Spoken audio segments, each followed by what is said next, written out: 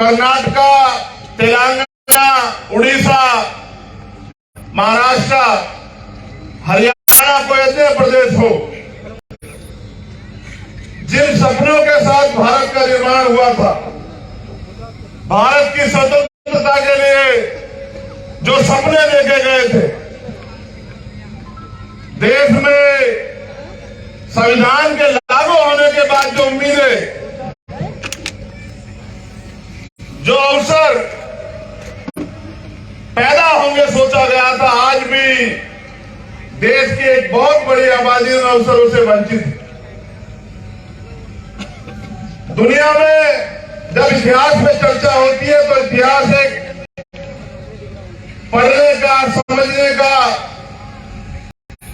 एक ऐसा अध्याय इतिहास, अगर आपको इतिहास की जानकारी नहीं होगी तो शायद आप अपने जीवन में बिना बहुत कुछ अर्जित किए ही आगे बढ़ते रहेंगे। इतिहास से जो ज्ञान पैदा होता है, इतिहास की जानकारी से जो ज्ञान पैदा होता है, उस ज्ञान से जो चेतना उत्पन्न होती है, इतिहास की जानकारी हमें बताती है कि हम अपने मुल्क में किस तरह की समस्याओं से, किस तरह के व्यवहार से होकर गुजरे। तो भारत का इतिहास ये कहता है कि भारत चंद्रगुप्त मौर्य का देश, भारत सम्राट अशोक का देश है, और वो सब हमारे पूर्वज हैं जिन्होंने, जिनके राज में देश अखंड भारत हुआ करता था। आज की सरकारें और आज के दल तो बड़ी बड़ी बातें करते हैं अखंड भारत बनाने की, लेकिन हमारे पूर्वजों ने अपनी वीरता और अपने खून से सींच के इस भारत की सीमाओं को अखंड भारत तक पहुंचाने का काम किया और राज किया अखंड भारत पे। उनके नाम का झंडा और डंडा पूरी दुनिया में उनके शौर्य की मिसाल दी जाती है। जब आप इतिहास पढ़ेंगे तो पता लगेगा कि आज से 2000 साल पहले जब मौर्य वंश शुरू हुआ तो मौर्य वंश ने भारत में एक ऐसा शासन, एक ऐसी व्यवस्था दी कि हर व्यक्ति को स्वाभिमान सम्मान से जीने का अवसर प्राप्त हुआ। यह बुद्ध का देश है, यह सतगुरु रविदास, गुरु नानक देव, संत कबीर का देश है, यह देव नारायण भगवान का देश है, यह फूले साहू, पेरियार, डॉक्टर बाबा साहब अम्बेडकर, ये बिरसा मुंडा का देश। और जिसको भी अवसर मिला उन्होंने प्रयास ये किया कि भारत में मानव जाति के हित के लिए काम। जब आप अपने इतिहास पढ़ेंगे तो आपको पता लगेगा कि जब आपके पूर्वजों में राज था तो देश में रहने वाली अंतिम आबादी को भी न खाने की समस्या थी, न पीने के लिए साफ पानी की समस्या थी, न धन की समस्या थी, न और कोई तरह का चोरी का, जाली का डर, भय, कोई परेशानी नहीं थी। न ही किसी महिला का अपमान होता था, न ही किसी बहन बेटियों को अपने जीवन को कुर्बान करना पड़ता था। लेकिन जैसे जैसे हमारी एकता कमजोर होती गई, हमारे राज खत्म होते गए, एक समय ऐसा आया कि जो लोग इस देश में राज करते थे वो अधिकारों से षड्यंत्र के द्वारा वंचित कर दिए गए। फिर एक रहबर पैदा हुए, उन्होंने उस गुलामी को काटने के लिए अपना पूरा जीवन और अपने 4 बच्चों की कुर्बानी दी, और फिर इस देश के लोगों को स्वाभिमान सम्मान और अवसर से जीने के लिए भारतीय संविधान दिया। एक ऐसा संविधान, एक ऐसा ग्रंथ जो भारत में रहने वाले अंतिम व्यक्ति को भी अवसर और सम्मान का जीवन देता।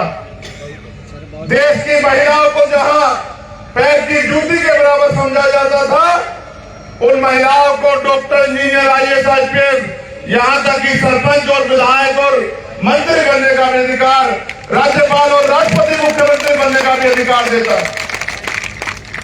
देश के SC, ST को, OBC को, जिनको वंचित रखा गया, उनको नए अवसर देता है।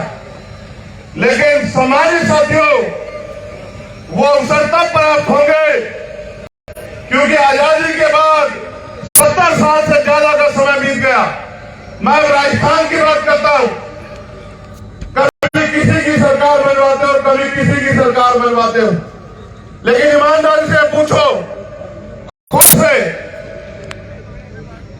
कि क्या आज भी आपको इंसानों जैसा स्वाभिमान, सम्मान और अधिकारों के साथ जीने का अवसर राजस्थान में प्राप्त हो रहा है? क्या बताओ?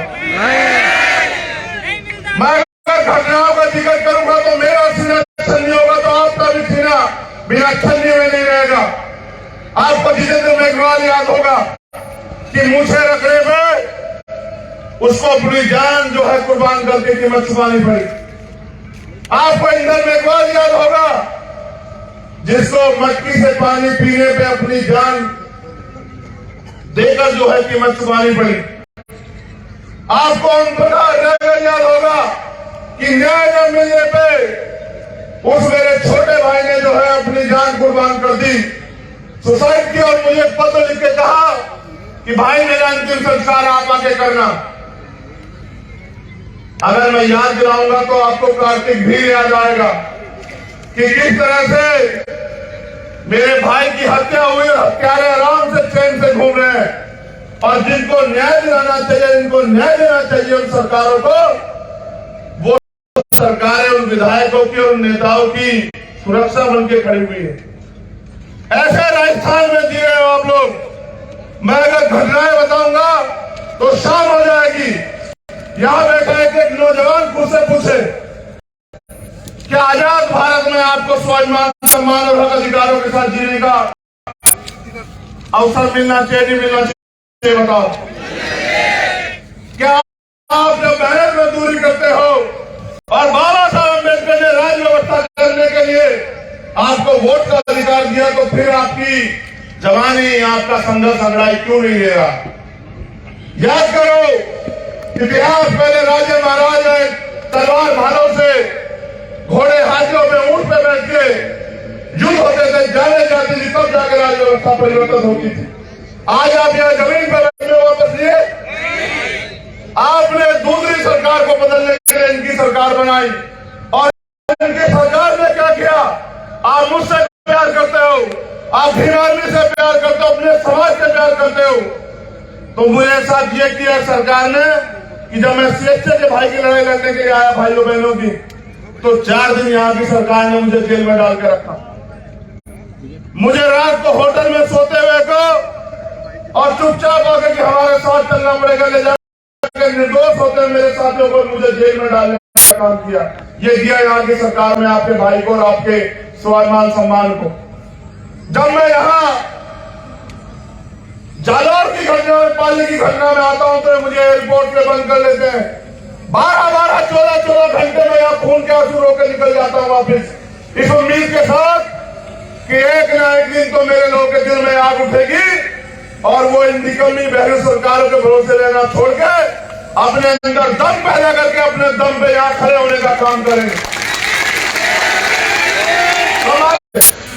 उनके लिए कोई बड़ी बात नहीं है, लेकिन जिन्होंने अपनी माँ बहनों में देवियां देखी हो, जिन्होंने अपने बुजुर्गों में, अपने भाइयों में अपना भगवान देखा, उनको तो तकलीफ होनी लाजमी। मेरा सीना छल लिए कोटा संभाग के मेरे साथियों, मैं जिम्मेदारी आपको देने के लिए आया हूं कि आजाद भारत है, हमें अधिकार है, हम इस देश में गुलामी का जीवन जीने के लिए पैदा नहीं हुए। मेरे साथियों, हमें गुलामी की गड़ियां काटनी पड़ेगी। सम्मानित साथियों, जब हम वोट के जरिए दूसरों की सरकार बना सकते हैं, खून क्यों नहीं उबाल मारता? क्यों आपके खून में वो ताकत पैदा करना और अपने भाई की इज्जत की रक्षा करना चाहते तो आना 12 फरवरी को, और ऐसा जन सैलाब निकल के आया शोषितों का। राजस्थान तो वो धरती है जिस धरती के संघर्ष की कहानी पूरी दुनिया में लिखी जाती है। राजस्थान तो वो धरती है जो रेतीली बंजर भूमि से जो है अनाज पैदा करके अपना पेट भरती है। ये हमारे संभागों की पहली रैली है। इसके बाद माननीय प्रभारी जी और अध्यक्ष जी और तमाम टीम के नेतृत्व में अन्य जगह भी जो है रैलियां होंगी।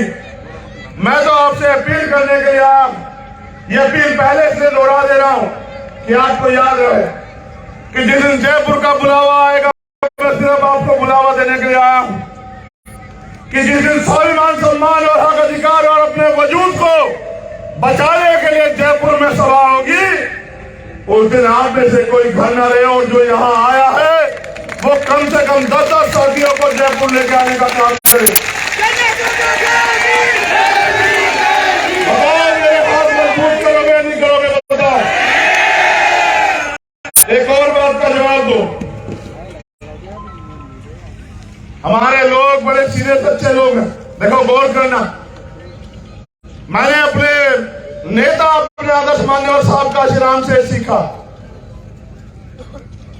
कि एक जाति एक समाज से हम लोग कामयाब नहीं हो सकते हैं। हमें जातियों को जोड़ के भाईचारा पैदा करके और एक दूसरे के लिए खून देने जैसी जो है प्यार और विश्वास को पैदा करना पड़ेगा। ये मुझे उनके इतिहास के बारे में बताया। मैं गौरवान्वित हूं कि एक ऐसा इतिहास हमें हमारे महापुरुषों ने अपने खून से सींच के दिया। ये जहां बिजोलिया किसान आती है, लेकिन मेरे लोगों को समझना पड़ेगा जो बात मैं आपसे कह रहा हूं। मांगने सिर्फ भीख मिलती, अधिकार छीनने पड़ते हैं।